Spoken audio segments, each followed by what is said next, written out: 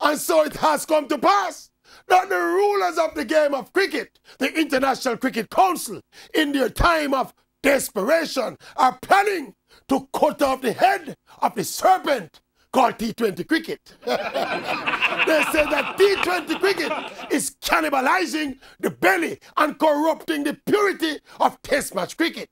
So after moving the World T20 tournament from every 2 years to every 4 years, the ICC is now planning to limit players to 3 domestic T20 leagues per year and to mandate all regions to leave 6 months of the year clear for international cricket, to implement a mandatory charge of 20% of the value of players' contracts, among other things, all in an overt plot to kill T20 cricket and compel the people to go back to loving and supporting Test cricket again.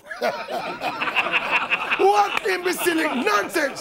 The ICC is seeking to defy and manipulate the forces of the market by restricting what the people want and are willing to pay for and pushing the rejected product Test cricket down the people's throat. This is crazy. This coming like a government of a country decides what? Too many motor vehicle accidents are occurring and them have to do something about it. So they go into a cabinet retreat and come up with a decision to restrict the manufacture, importation and driving of motor cars because motor cars are too dangerous. So we must go back to the good old days of riding donkey. Because donkeys are safer. Too much cars, we need more donkeys. More donkey, more donkey. And the ICC that more donkey, more donkey.